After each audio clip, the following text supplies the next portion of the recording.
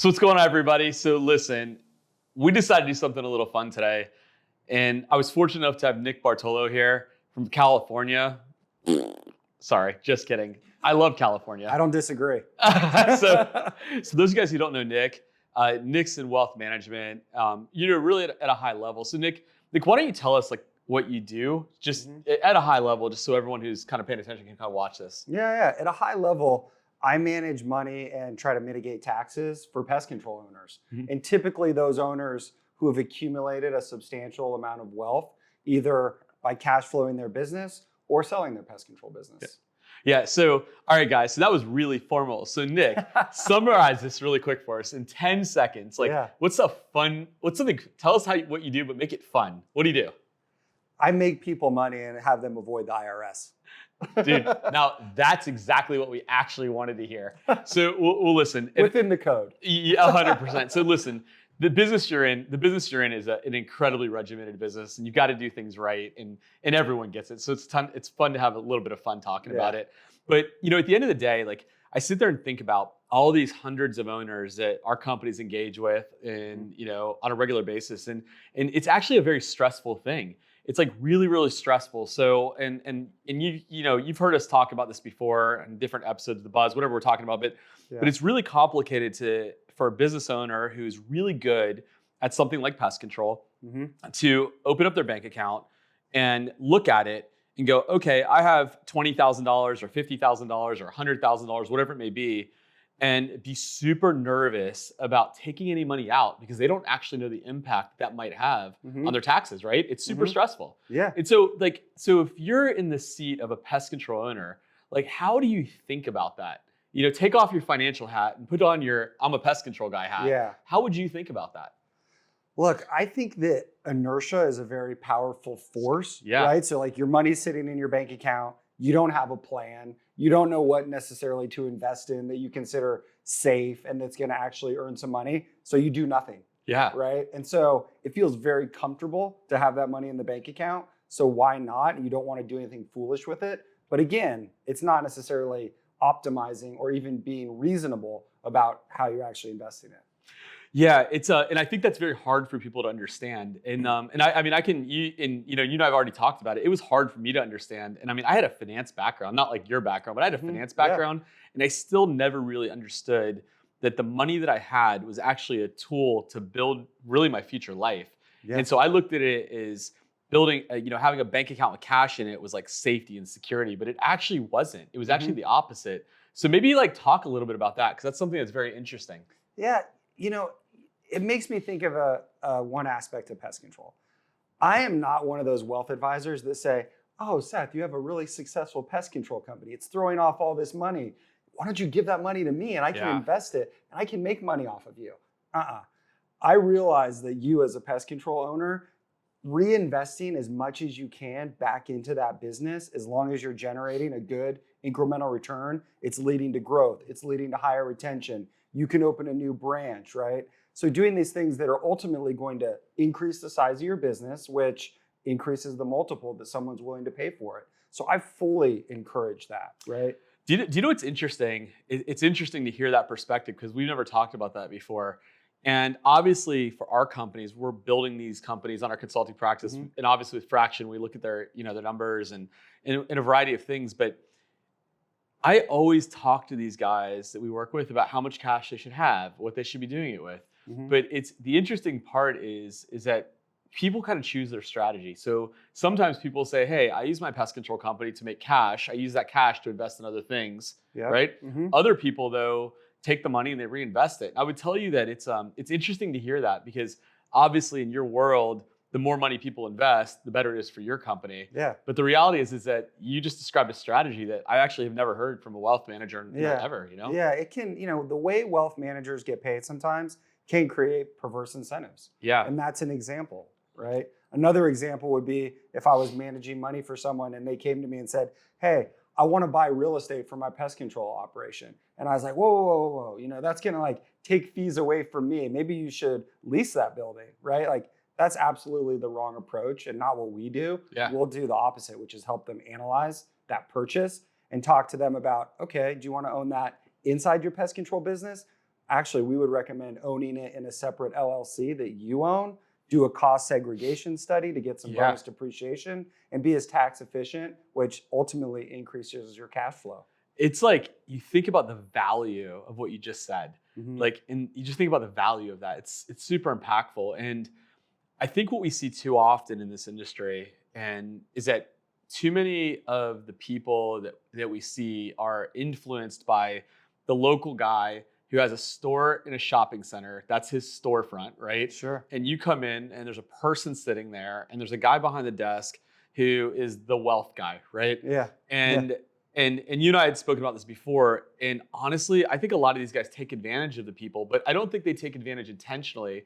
I think they take advantage because it's beneficial to their company and they don't put the customer first. And so they're taking their fees. And like one of the things that I learned growing up, and I didn't know, I mean, obviously now I know, but I didn't understand how like a mutual fund worked. Like, so we would put our money into a mutual fund, thinking we're making a good strategic investment. And what we didn't know is the guy who's pushing us to do it is getting a freaking kickback on the backside of it. Is it 5%? Historically, that's what it's been. And then they're getting paid every year 0.25% after they put you in there. Okay? That's insane. So I didn't know it was that much. And then if it goes up, the client can't sell it because if they do, they'll take a big tax hit. So then it's just embedded right into their investments. So this happened to me, exactly what you're describing. And so what happened to me years and years ago, and I forget, it was right when I started my company, is I had gotten approached by, I think it was, I don't even know if they're still around anymore. It was a company called Ameriprise. I don't know if they're around. I have no idea. But I got approached by this company. I was at like a networking event and you put your business card in a bowl and they chose my name and I got a free evaluation, right? Okay. So good sales strategy. So young entrepreneur, don't really understand my money. And so I get a phone call from this guy and I have like a little bit of money at the time. I think I had like, I want to say it was like $10,000. Like, I don't remember exactly. And this was back in 2008 or 2009. Okay. And so I meet this guy. He's like, hey, you should take this money, invest into this thing. So I bought, I don't want to call it the thing, but I bought a REIT, right? Well, I didn't understand how it actually worked. And so I buy this REIT, I put my money in it, and about a couple months later, I needed the money out. Like I wasn't really good. I needed some cash. I couldn't get the money out. Well, I'll tell you this. Let's fast forward till today. I still own this product that I actually can't even get my money out. It's from 2008 till now, right? Or 2009 till now. I've made $175 on that investment, right? And so, but this happens all the time, right? Oh, sadly, that's very common. Yeah. New clients that I've brought on over the past year have had that exact instance. Really? Except it might be $200,000 that's just locked up. They can't sell it. It's a real estate investment trust and they can't get their money out. And they're not receiving any dividends. Yeah. Yeah. But I will tell you what typically has happened in those situations is the financial advisor collected a big commission on the front end. Yeah, right? It's very interesting. And again, I'm not here to beat up companies now that do business. I mean, it's probably a good model, but I think that going through that experience is like something that my takeaway was is that there's kind of different levels of people in every industry, just like the pest industry, right? So there's certain pest control companies who they're really good at sales and they can grow really, really fast, but they're really bad at operations. There's other companies that are exceptionally good at operations, but they're really bad at sales and they don't really grow that fast, but the level of service is incredible. And then there's every variation in between. And I think that in wealth management, what I've learned over the years is there really is a difference. And so you've got people who want to grow really, really fast and they put everyone into the same product. And you've got other people who have like a customized approach based on whether it's your income level, whatever it may be. And so maybe talk a little bit about your knowledge in that space, because I think that's something that people don't really understand. Yeah, that's a good question. So at Essential Partners, we're very much a boutique that really provides custom services to each of our client partners. And we call them client partners for a reason, because we're very intentional about ensuring that we have that long-term relationship, because without that relationship and that trust, you're not going to have a successful partnership, even if the investment results are doing, fabulously, right? Like without that real joint partnership.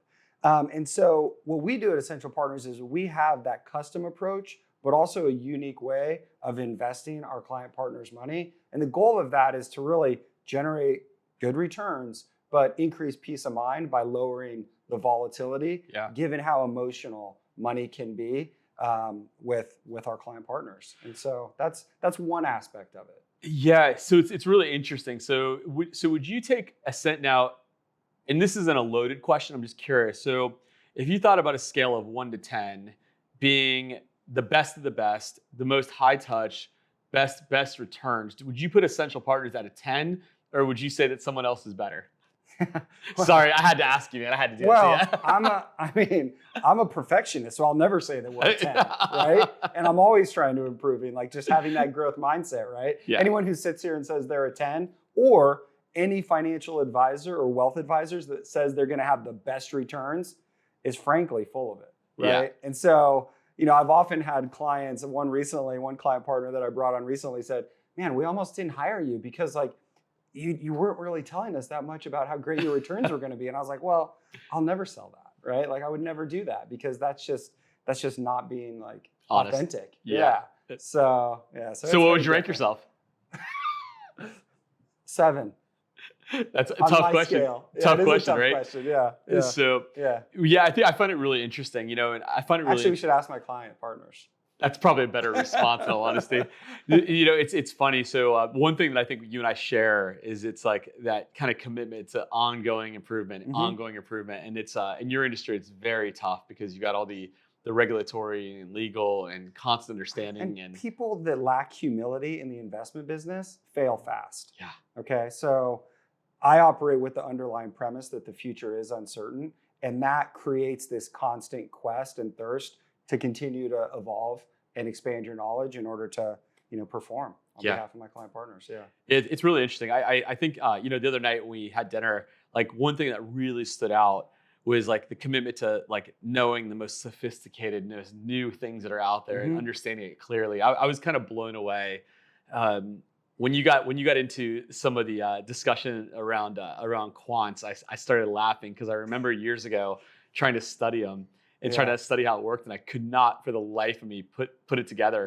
And you made it so simple and eloquent to me, and I was like, man. I went home and told my wife about it. I was like, hey, so there's this tax strategy is in quants. My wife looked at me. She literally looked at me, and she goes, I don't care. Like literally, I don't Sounds care. Sounds like my wife. It was hilarious, man. So yeah, but I do think it's important to push yourself to be on the cutting edge of new strategies, and actually working with a designated group of people like pest control owners. It really allows you to cater and tailor those new strategies to those owners. Okay? Yeah, 100%. And that was the genesis of what we were talking about. Yeah. If I wasn't thinking about business sales, pest control business sales, I probably may have bypassed that strategy. Yeah. So it's super, super interesting to me. So, all right, man. So are you ready for your questions? No, I'm not. I don't want them. No, we got to give them to you. All right. So because people are learning, they're getting to know you. Obviously, you're good friends with a bunch of us in the industry already. Like, I'm going to give you some questions so people get to know Nick. Is that good enough? Okay, let's try. Yeah. All right. So for the record, for those of you guys who are watching this, Nick has no idea what's about to happen to him. Okay. No idea. Are you guys ready for this? All right. What's your favorite color? Black. But that's gray. This is blackish gray, I would say. Faded black. Faded black? Yeah. All right. So I mean, maybe we share that style component. You're famous for your black tees, right? I know. It was pretty funny the other day when we showed up in the exact same outfit. Yeah. It was pretty funny. So, all right. So black. We'll go with black. I'll go. The second would be red. Favorite food? I mean, the last name is Bartolo, so I'm going to go Italian. Chicken parm. That's right. And it has to be an old school Italian restaurant, though. That's right. We're not doing like the fancy, white tablecloth. Maybe like a red check tablecloth. Oh, man. A red check tablecloth. Dude, I want to find a red check tablecloth place in here. So for those of you guys who are watching, Nick had a chance to go to my favorite restaurant in Tampa, Donatello's last night. So for them, you guys come visit us in Tampa, we'll go to Donatello's. As I'm like talking to you, I'm watching Kelly in production, who many of you guys know, shaking his head, rubbing his stomach, thinking about how great Donatello's actually is. And our team member Amanda's here, and she only eats pasta. So when you guys see Amanda out there, buy her pasta. So, all right. And I mean, I grew up in Vegas. right? And the last name is Bartolo. So I like those old school kind of places. Yeah, Dude, absolutely. it's so good. So these questions are easy, aren't they? No, but that's probably because you're giving me the softballs first, and then they're going to start throwing me the zingers. Okay, so you ready for it? No. Not yet? How about now? Let's do it. All right. How about let's just rip the Band-Aid off and get it over with? All right, this is going to get tough. Okay. If you had to perform pest control as a financial advisor on your house, what would you do? So, funny You started story. sweating. You started Funny sweating, by story, the way. But funny story. But the other day, I started to critique my wife, that's always a bad start to a story. But because I hear these things from you guys and Patrick and Paul or whatever, and I hear things at the conferences like, oh, they make fun of like the floorboard, like spray the floorboard. Like that was happening in our house the other day. And so I then inquired to my wife, like, are you sure that's like what we're supposed to be doing? Because I all of a sudden, because I work with you guys, thought I knew something about pest control. So she's like, don't talk to me about that. That's hilarious. That is absolutely hilarious. So when I was learning the business, I thought you're supposed to spray the baseboards. And so we're still doing it. Yeah, I mean, look, there's always been this concept in the industry is more equals better. The fact is these products today are so good that less actually equals better in a lot of cases. And there's probably people listening that are like, we totally disagree with you. That's okay. It's just the truth. Yeah. And it's pretty funny. All right, you ready for this? But I'll tell you, like the wildlife and the rats and the raccoons and everything like that, I would fail miserably. Done? Like miserably? Yeah. Yeah. All right, so let's continue with the question then. So I guess I'm soft like that. Here we go. So you climb up into your attic. Yeah. Okay, so you're climbing up into your attic and you get stuck in the corner. Would you rather get stuck in the corner with rats or with a rabid raccoon? Rats. For sure? Why? Because raccoons have those claws. They could actually do damage to me. Whereas rats, they're just, pesky. I always sit there and think about it in the wildlife world is you really understand the gumption of a wildlife guy. Oh. That you really understand if you want to be in the wildlife world when you get stuck in an attic and all of a sudden you get the raccoon, you put your flashlight up and the raccoon stands up like this. You determine how much you really want to be in the business. Yeah. Really quickly. Really quickly. Yeah. All right. So we've made it through the easy questions. Oh gosh, those are the easy ones. All right. Are you ready? Of course. All right. So let's give you some stuff that's up your alley. Let's give you some stuff up your alley. All right. So question number 1. I have a company and all of a sudden my company's been successful and I'm sitting here right now and I've got $1 million in cash. I only need about $70,000 a month to operate my business. What should I do with my $1 million? So it depends on the structure, right? Yeah. So let's say it's a corporation and you don't want to extract that money from the corporation and pay a dividend tax on that. I would recommend, and we actually do this for client partners, keep the cash in the business and we can actually invest it just within the corporate structure. So open up an account at our partner, that Charles Schwab, that handles the brokerage accounts, and then just invest it consistent with what the objectives would be for that money. But really also talk through that situation with the pest control business owner to really understand, like, okay, how much of this is actually working capital? What are your liquidity needs on this? Are you going to call me 6 months from now and say you want to buy a building with this money? That way we can understand the parameters in order to invest that most effectively. That was the best wealth manager answer ever. It was like skirt around it and just come up with a story. That was good. That was a hard one to answer. All right, ready? Here's the more difficult question. Where was the story? Huh? Yeah. See, what is the story? Who knows? Seth just throws this random question at us. All right, here's the tough one. I'm broke. Right? So I'm broke. Yeah. My company does a couple $1 million a year, but I got no money because I'm a wealth manager that's not good at it. I just spend all my money, right? Okay. Which is fine. So you're not a pest owner. I'm a pest owner. Oh, you're a pest owner. Yeah, but I think I know what I'm doing. Okay. So you're managing it. All right. Yeah. So my management strategy of my own money is buy stuff. Okay. So I come to you and I say, listen, man, I run a successful company, but I spend all my money. What discussion do you have with that person? Hard question. It is a hard one. So the pest control business, I assume, is highly profitable? Sure. Yeah? Okay. So I think the conversation first becomes like personally, right? Like, I often joke, it's like, okay, a lot of things in the wealth management industry I disagree with, but one thing I actually really agree with is understanding that person's unique attributes that are very specific to them. So like, hey, sit down. Let's talk about this. So what are you spending money on? What are your goals with money? Like, what are you trying to accomplish? Are you fine just spending all your money, knowing that you are investing some back into your pest control business, and that's ultimately going to be your wealth creation vehicle that you're going to sell someday and retire on? And if you're fine with that, knock yourself out. Keep spending the money, right? There's not a lot that I can do for them at that point. And guess what? That's okay. No judgment here, right? Yeah. If you want to spend your money, then go for it.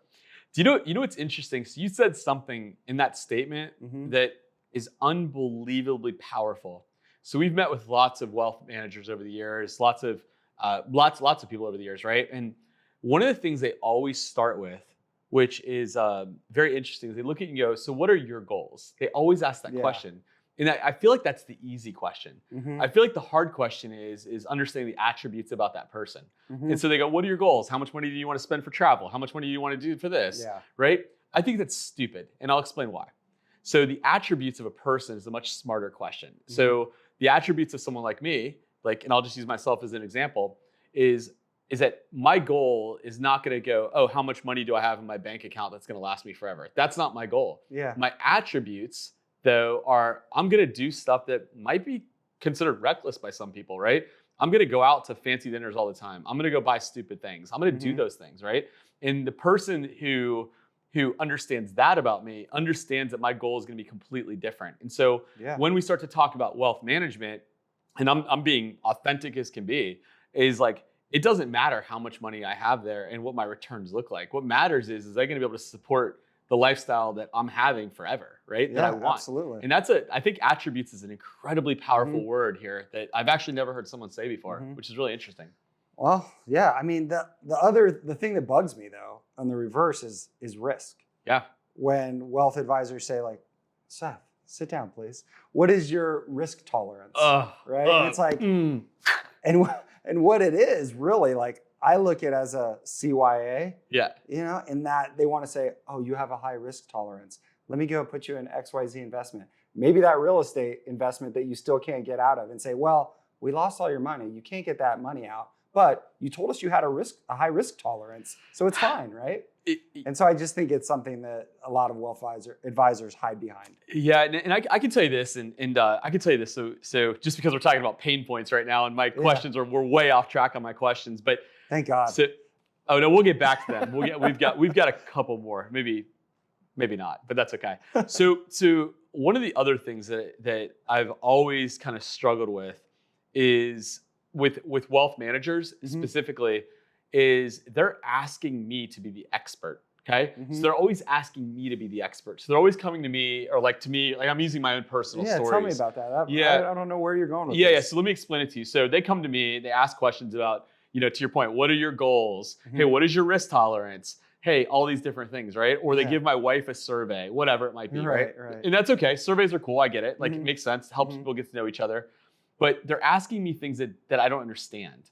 Right. Yeah. And so, like, I don't want somebody to ask me what my risk tolerance is. What I want them to do is I want them to look at my portfolio and tell me exactly what I need to do and exactly how I need to make decisions so I can get, or what we need to do so I can get it off my plate so I can go back and be an expert at what I'm at versus trying to be an expert at what they're good at. Does that make sense? Oh, absolutely. Like, alleviating that time pain point for someone like you who's very busy, or pest control business owners, like, you're tied up with family, you're tied up with your business. Like, that's enough on anyone's plate to keep them, well up past the midnight hours in some cases.